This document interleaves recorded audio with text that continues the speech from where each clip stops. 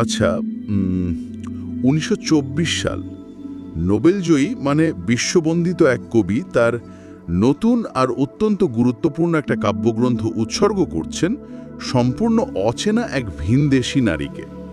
শুধু উৎসর্গ করেই তিনি থামছেন না, মানে বইয়ের পেছনের মলাটে এমন একটা কথা লিখছেন যেটা পড়লে যে কারো রীতিমতো গায়ে কাঁটা দেবে।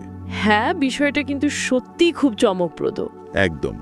তিনি লিখছেন, আমি কোট করছি, পূরবীর কবিতাগুলি যারা পড়বে তারা জানতেও পাবে না তোমার প্রতি কত তাদের কৃতজ্ঞ থাকা উচিত। বিষয়টা একবার তলিয়ে দেখলে সত্যি অবাক হতে হয়। যিনি বিশ্বকবি, মানে যার সৃষ্টির দিকে গোটা পৃথিবী মুগ্ধ হয়ে তাকিয়ে থাকে, তিনি তার অন্যতম শ্রেষ্ঠ একটা সৃষ্টির পুরো কৃতিত্ব দিচ্ছেন এমন একজনকে যার নাম ইতিহাসের পাতায় মানে বলতে গেলে প্রায় হারিয়ে গেছে, ঠিক। আর এখানকার সবচেয়ে আকর্ষণীয় দিকটা হলো এই যে কৃতজ্ঞতা স্বীকারের বিষয়টা, এটা কিন্তু কোনো সাধারণ ভদ্রতা বা মানে সৌজন্যমূলক কথা নয়। রাইট। এটা একেবারে ভেতর থেকে আসা একটা গভীর আত্মিক ঋণের প্রকাশ। মানে এই উদ্ধৃতিটা সামনে এলে স্বাভাবিকভাবে ইতিহাসের প্রচলিত বয়ান নিয়ে একটা বড়সড় প্রশ্নচিহ্ন তৈরি হয়। হ্যাঁ, একটা ধাক্কা লাগে। ঠিক তাই।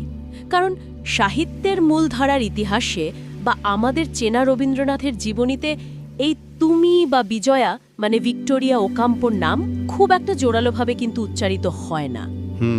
একদমই তাই। এই একটা মাত্র বাক্য আমাদের বাধ্য করে এটা ভাবতে যে একজন শিল্পীর সৃষ্টির নেপথ্যে এমন কিছু অনুঘটক বা আবেগ কাজ করে যা অনেক সময়ই সাধারণ পাঠকের চোখের আড়ালে থেকে যায়।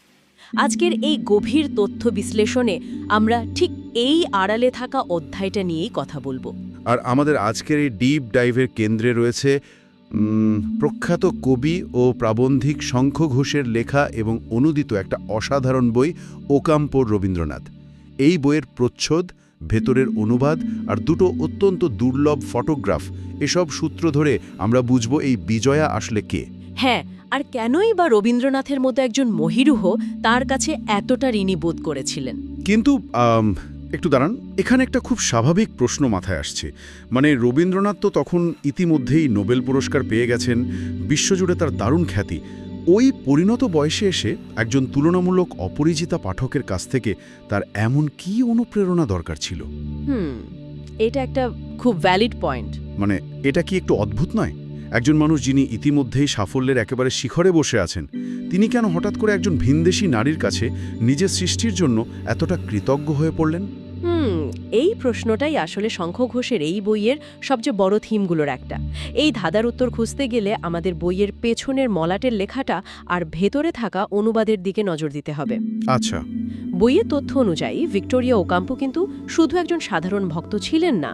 সবচেয়ে চমকপ্রদ তথ্যটা হলো ওকাম্পো নিজে রবীন্দ্রনাথকে নিয়ে একটা ছোট বই বা স্মৃতিকথা লিখেছিলেন, যা এতদিন অনেকেরই অজানা ছিল। ও আচ্ছা, মানে ওকাম্পোর নিজে লেখা। হ্যাঁ, আর শঙ্খ ঘোষ তার বইটিতে প্রথমবারের মতো সেই লেখাটির পূর্ণাঙ্গ অনুবাদ প্রকাশ করেছেন।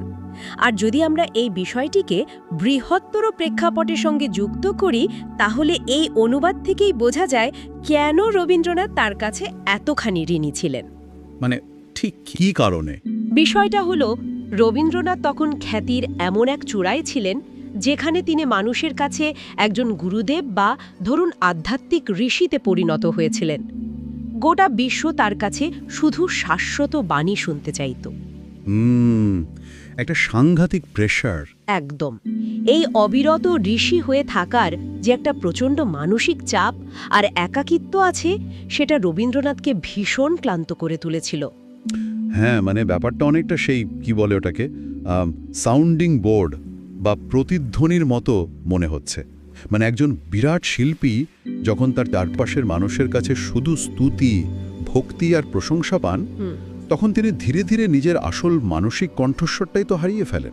ঠিক, একদম ঠিক কথা। পিছনের গল্পের মতো দর্শকরা শুধু ডিরেক্টরকেই চেনে, কিন্তু প্রডিউসারের লড়াইটাকেও দেখে না।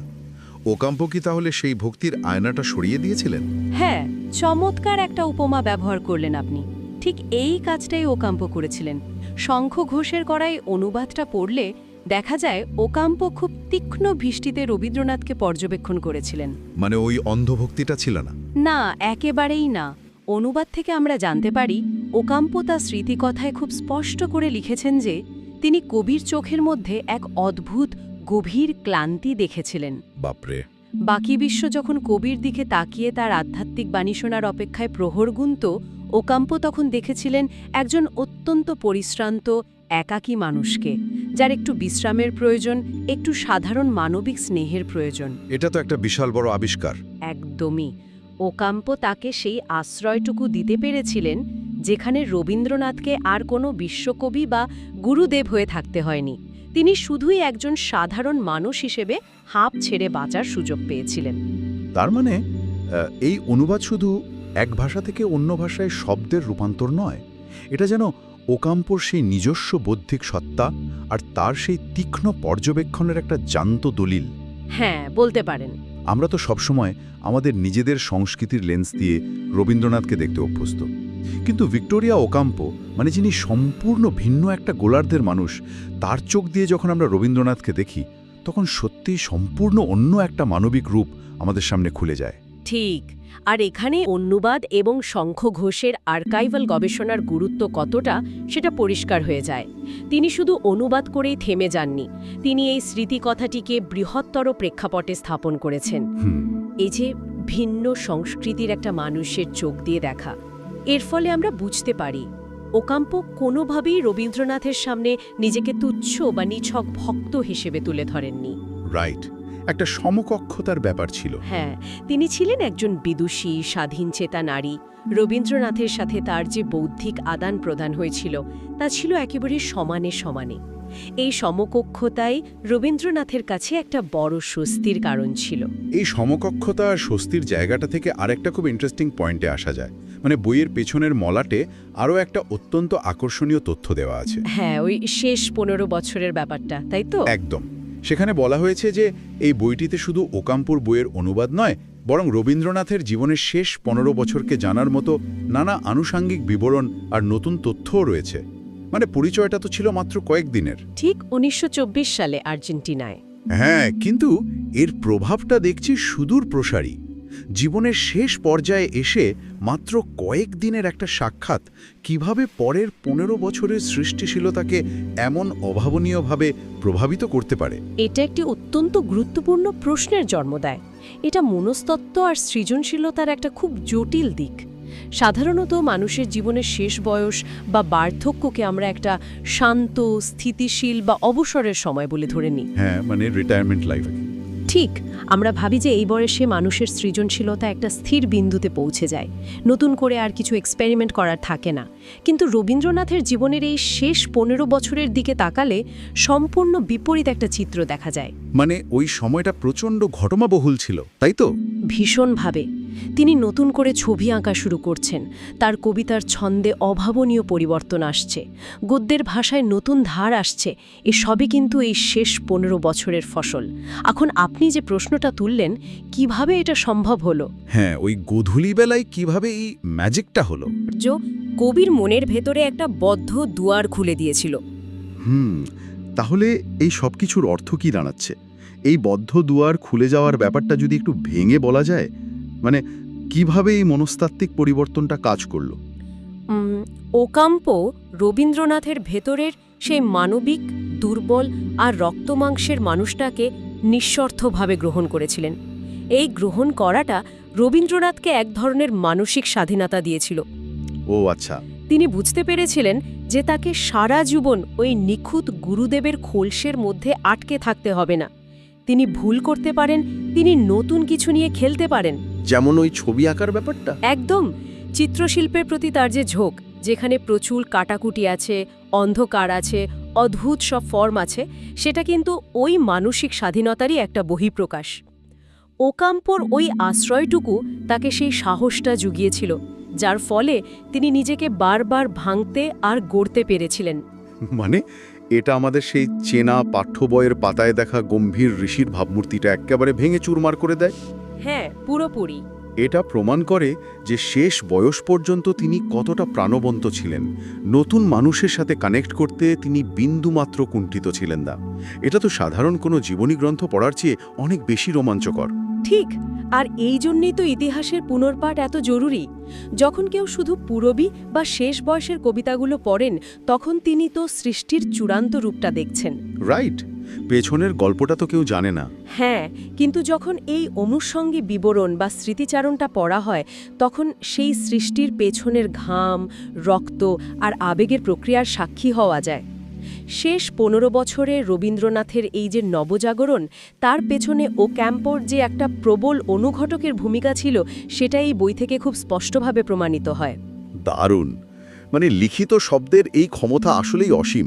তবে লিখিত তথ্যের বাইরেও তো ইতিহাসের কিছু নীরব অথচ অত্যন্ত শক্তিশালী দৃশ্যমান প্রমাণ থাকে। এই বইটিতে থাকা দুটো অত্যন্ত দুর্লভ সাদা-কালো ফটোগ্রাফের কথা এবার বলতেই হয়। হ্যাঁ, ওই ছবিগুলো খুবই সিগনিফিক্যান্ট। আর ঠিক এই জায়গাতেই বিষয়টা সবচেয়ে চমকপ্রদ হয়ে ওঠে। ছবিগুলো দেখলে মনে হয় বইয়ের লেখাগুলো যেন চোখের সামনে জ্যান্ত হয়ে উঠল। প্রথম ছবিটার কথাই ধরুন, সেখানে দেখা যাচ্ছে বিশাল একটা বড় গাছের ছায়ায় রাখা একটা সাদামাটা বেঞ্চে রবীন্দ্রনাথ বসে আছেন। তার সেই স্বভাবসিদ্ধ দাড়ি আর লম্বা পোশাক।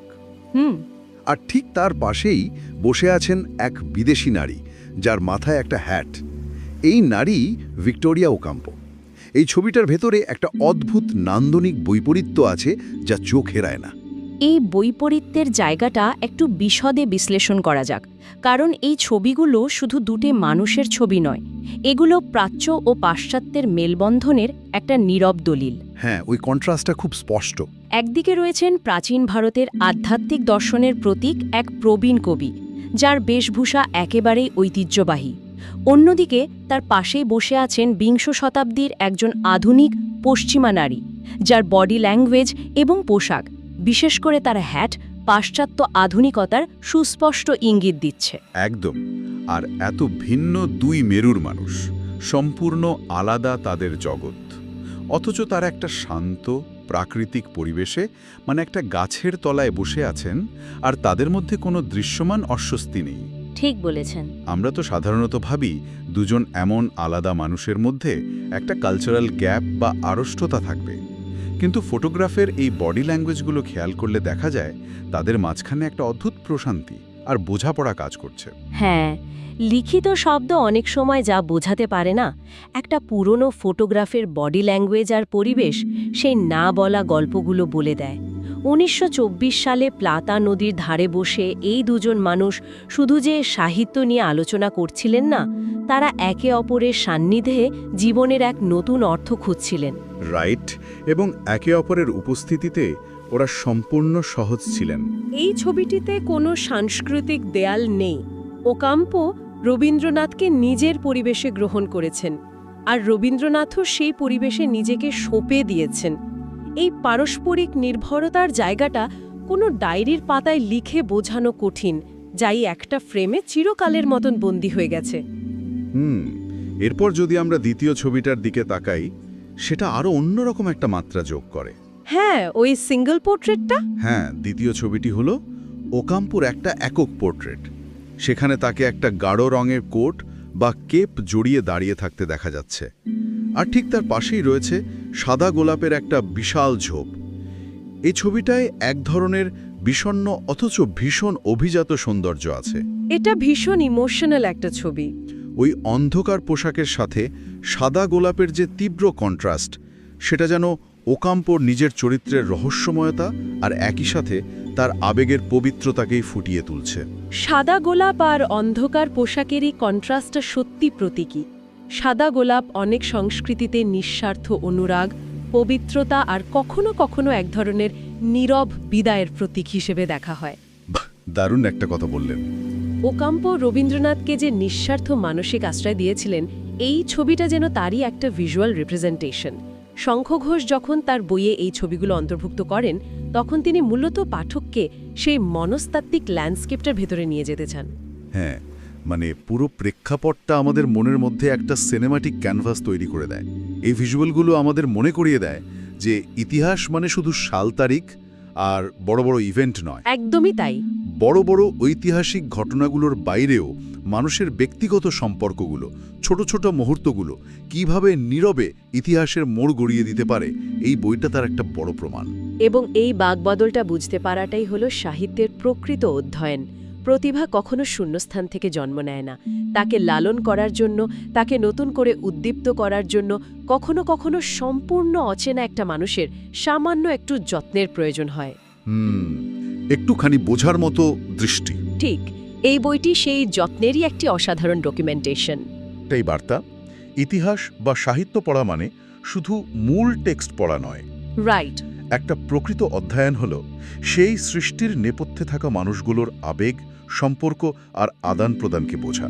শঙ্কু ঘোষের এই বইটি সেই পেছনের দরজাটাই খুলে দেয়। আর সেই সঙ্গে আমরা এও দেখতে পাই যে একজন অনুবাদক এবং গবেষক কিভাবে দুটো আলাদা মহাদেশের মানুষের ভেতরের সেই অদৃশ্য সুতোটাকে সযত্নে খুঁজে বের করে আনেন। একদম। শঙ্কু ঘোষ না থাকলে ভিক্টোরিয়া ওকাম্পোর সেই লেখাগুলো হয়তো আমাদের কাছে অজানাই থেকে যেত। তো বিদায় নেওয়ার আগে শ্রোতাদের জন্য একটা গভীর ভাবনার বিষয় ছেড়ে দিতে চাই। একটু তলিয়ে দেখলে বোঝা যায়, যদি ওকাম্পোর মতো একজন বিদেশি নারীর যত্ন আর প্রভাব না থাকত, তবে হয়তো পূরবীর মতো বাংলা সাহিত্যের অন্যতম শ্রেষ্ঠ সম্পদ আমরা পেতাম না। হয়তো রবীন্দ্রনাথের শেষ বয়সের অনেক সৃষ্টি অঙ্কুরে বিনষ্ট হতো। ঠিক। তাহলে ভেবে দেখার বিষয় হলো, শিল্প, বিজ্ঞান বা সাহিত্যের ইতিহাসে এমন আরও কত শত বিজয়া বা ওকাম্পো লুকিয়ে আছেন, যাদের নাম হয়তো ইতিহাসের পাতায় লেখা হয়নি, কিন্তু যাদের সেই নীরব অনুপ্রেরণা বা একটুখানি আশ্রয় ছাড়া বিশ্বের অনেক মহান সৃষ্টিই হয়তো কোনোদিন আলোর মুখ দেখত না। এটা সত্যি একটা খুব বড় প্রশ্ন। এই হারিয়ে যাওয়া মানুষগুলোর অবদান ছাড়া কি মানুষের ইতিহাস আদৌ আজকের এই জায়গায় পৌঁছাতে পারত? এই গভীর প্রশ্নটাই আজ এক নতুন ভাবনার অবকাশ তৈরি করে দিল। আজকে তাহলে এখানেই শেষ করছি।